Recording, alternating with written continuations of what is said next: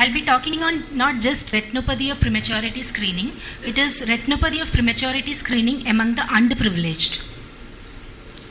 I have no financial disclosures here, and all of us know that retinopathy of prematurity, it is a disorder of the developing retina of low birth weight preterm infants, which is potentially blinding in a small but significant percentage of these infants. And it is a biphasic disease, with the first phase where there is a regression of the vessels, and the second phase there is a proliferation of the vessels, which is the main culprit in causing the problems. Now, coming to screening of babies for ROP, there is no difference in screening between the privileged and the underprivileged. It is the same. So, there are various criteria for screening, and always you need not stick to the criteria. According to the American Academy of Pediatrics, it is less than 1,500 grams or a gestational age of 32 weeks or less. But you can set your own criteria depending upon the incidence of ROP among the babies in the NICU. So the main criteria would be any selected infant with an unstable clinical course, and attending any child with the attending pediatrician or the neonatologist suggests to be at high risk. And there are also tables which have been developed for screening purpose based on the gestational age, chronological age, post-menstrual age, etc. But it would be ideal that you screen a baby, a premature baby, within 1 month of birth. And proper documentation is extremely important, especially for your follow-ups. And screening can be done in any sterile situation. Babies who are ventilated babies, who are critically ill, all those should be screened in the NICU, and if possible, treatment also should be given in the NICUs.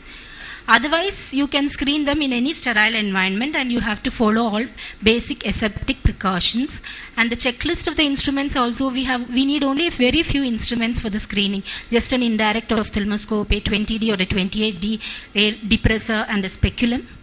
And the pupillary dilatation is done with the help of phenylephrine 2.5%, which is available now, or you can dilute it with methyl cellulose. And for proper dilatation, you can also use tropic amide.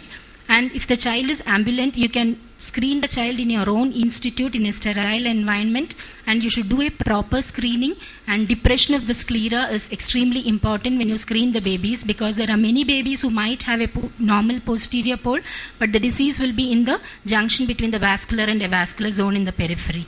So in such cases, a proper screening is very important. So this is in basic on screening of a premature baby.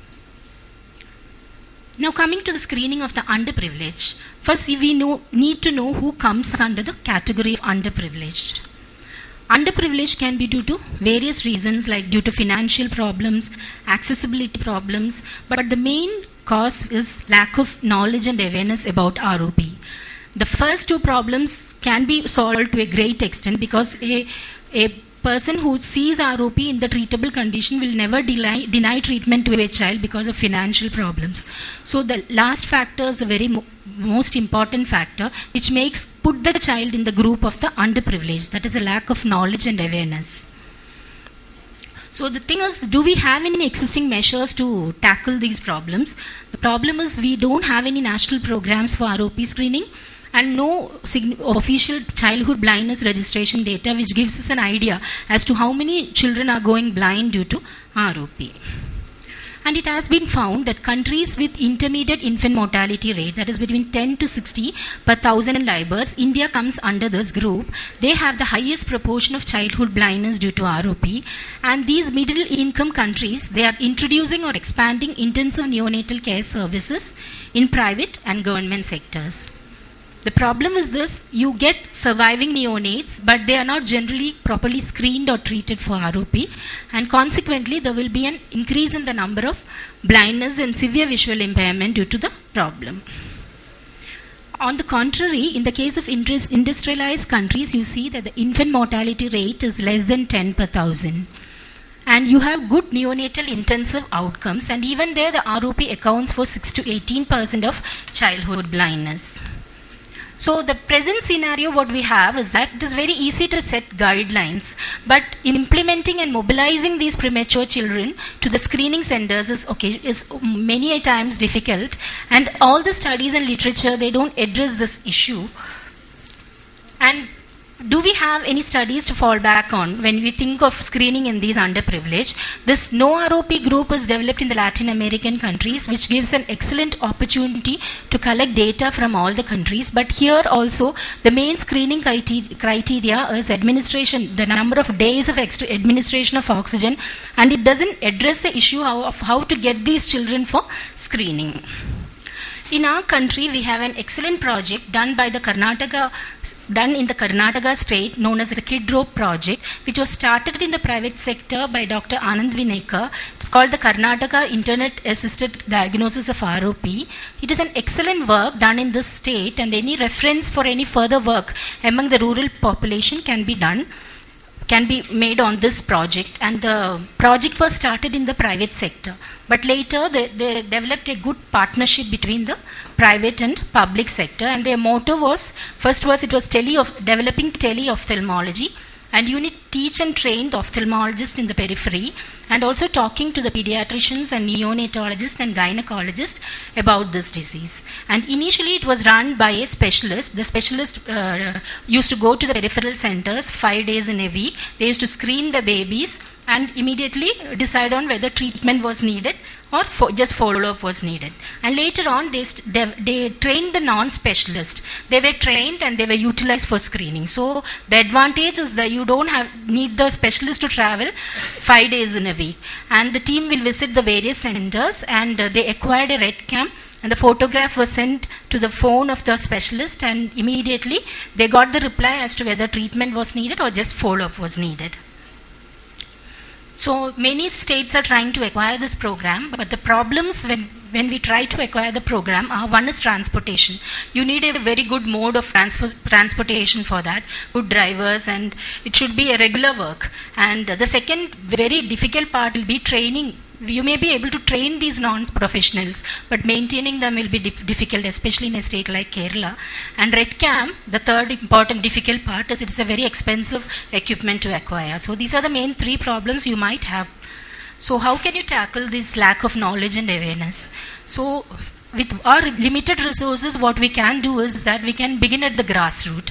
You can provide information on ROP at maternity clinics and PHCs, etc. Any place where an expectant mother is supposed to go during an antenatal period.